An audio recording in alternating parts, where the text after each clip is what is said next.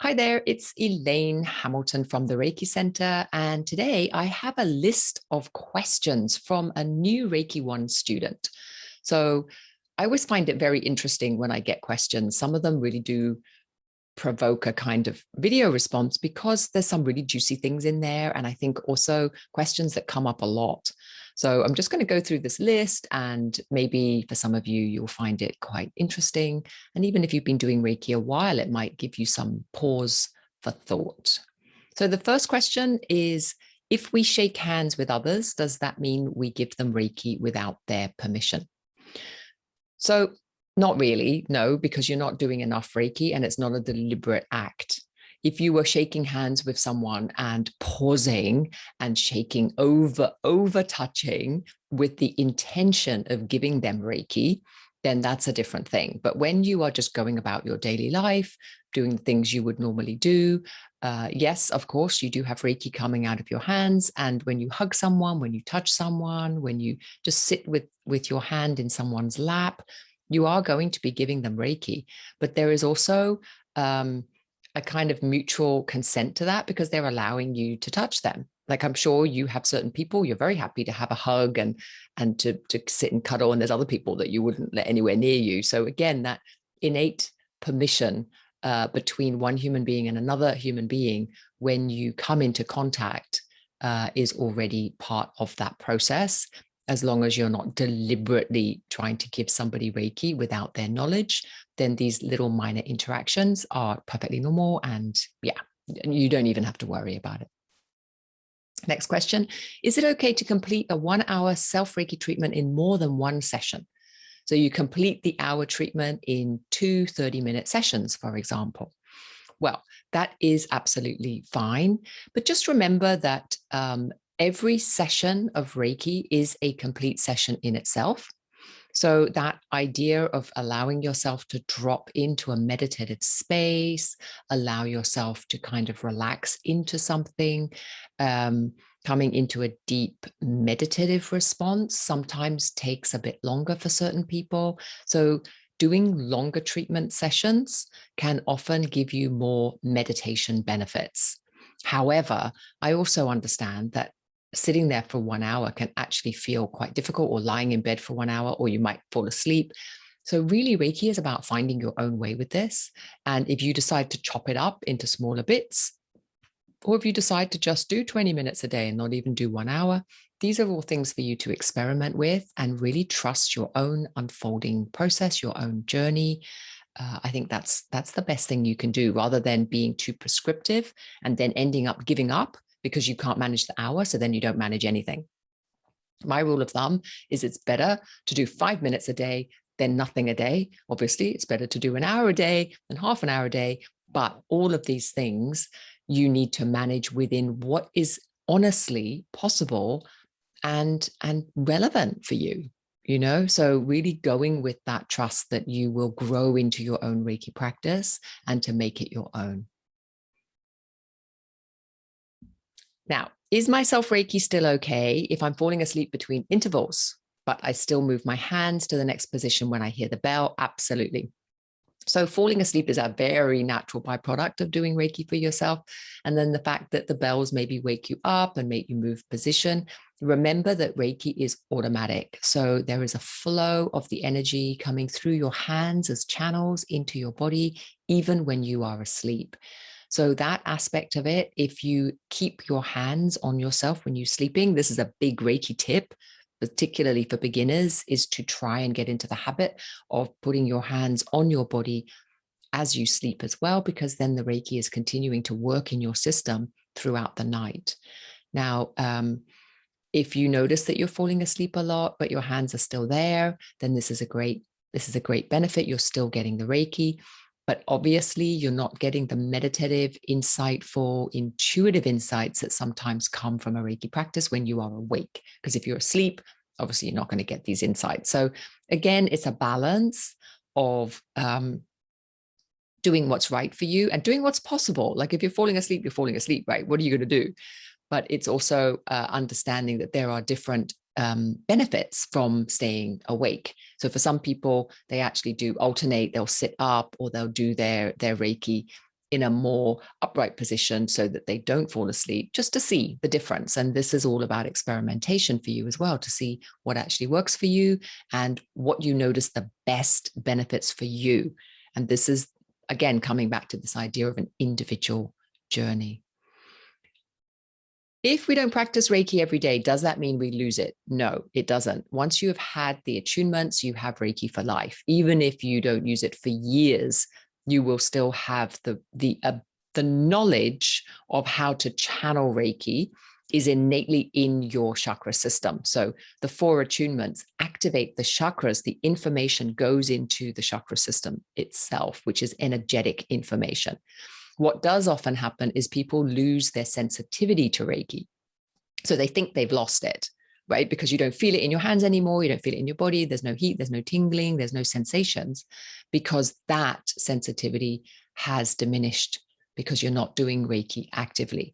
So often when that happens, people think they've lost it, even though they may well not have lost it at all. And so sometimes people will want to go and do a booster course. They might want to go and do attunement. A heart attunement is a very good thing to do. I often just say to my students, just come and join one of our monthly Reiki Reijus. Group sessions are a great way to kind of reactivate your own sensitivity to your Reiki within your system. And then you'll see, oh, I've still got it. It's still there. Some days I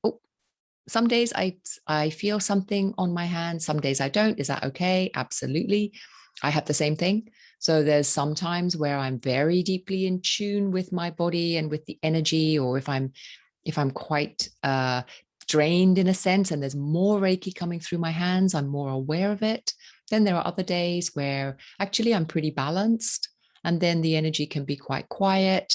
And then there's other days where I'm just so tired. Also, like when I'm too tired, then I might also not be really in tune with my own energy. So it really varies. The process and the act of simply placing your hands on your body, it's really a kind of habit that you grow into, a routine that you grow into, whether you feel it or not. You just trust that this is a process and it's perfectly okay.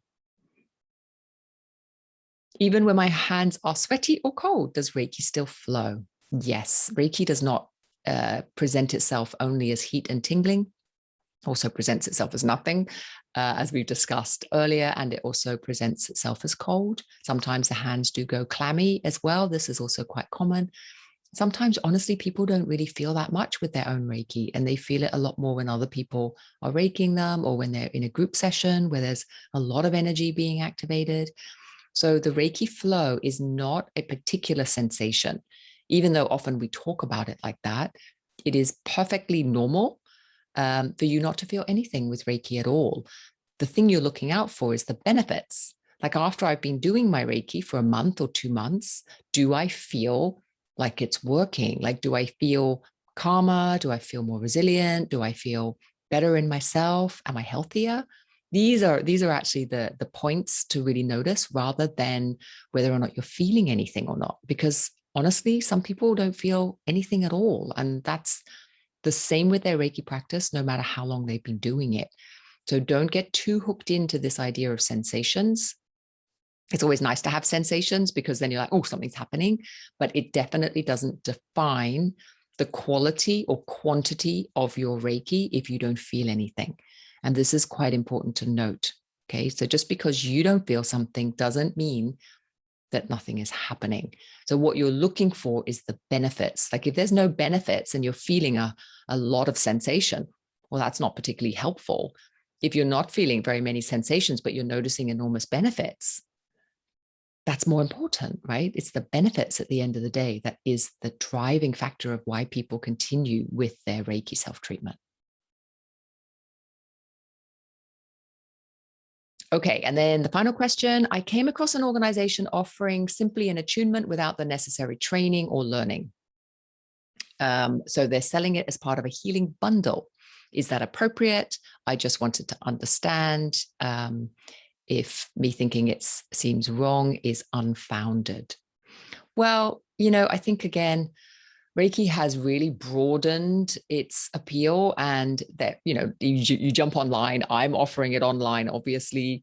And there's other companies that offer it online. I've seen it offered without an attunement, which that really sends me into apoplexy. Reiki really does require an attunement process in order to activate it. You can't just read it out of a book. You can't just, just kind of download information and then have Reiki present. It does require an attunement. And so in the other factor, you could get an attunement without any learning. And there are some Reiki courses that are done over a very short period of time. I guess it's what you yourself are happy with. Like if you already have a huge amount of spiritual information, and I've met people like this, they know what they're doing, and they just kind of, they feel into the energy already. They have lots of other modalities, and the attunement is simply a way of opening their heart center. If they get a series of attunements, it's just a way that they want to align all their energies with the Reiki energy, as well as with other modalities they're doing. And they don't need the information. They don't want the information. So in that case, to me, it's like different strokes for different folks, right? Like we're all drawn to, in my opinion, we're all drawn to the right teacher. We're all drawn to the right class. We're all drawn to the right length of time that our own unfolding journey with Reiki will take. And for many people, they might do a very short course. They realize, oh, actually, I like this and I want to learn more. And then they'll enroll in a longer course to get more of that education. But for other people, they might enroll just for the attunement healing bundle, whatever that might be. And that is actually all that's calling them. So there's never any accidents in my mind. Like if somebody is drawn to offer something like this, and then somebody else is drawn to buy it, then there's obviously a market for it, and there's obviously a need for it, and there's obviously somebody that is wanting that kind of service. So I think opening the mind is better, and really coming into your own questioning, which is, okay, is this right for me? Not, is this right? Because I think one of the things that we absolutely know is there is no right or wrong, because you look around the planet and for every right that you think, somebody else thinks it's a wrong. So there is no ultimate right and wrong within anything we do. It's really more the question of what is right for me and what is the right path for me. And that's all you have to concern yourself about. And then other people, they'll find their own way. And maybe if you notice that there's some people that that are offering this, and then other people take it and they don't feel fulfilled with Reiki, then you could always let them know, right? There are other ways of doing this, and there's other ways of getting your education, and there's other ways of deepening the Reiki, so that it's not just a kind of quick and easy thing that you may or may not do. So yeah, I hope that's been interesting for people. Just a quick whiz round, a bunch of questions that I received. And I love receiving questions, because sometimes it triggers a desire to do a video like this, which hopefully helps add to the overall education of Reiki. And so, yeah, drop me your emails, drop me your questions, and I'll do my best to keep these videos coming. Okay, take care. Enjoy.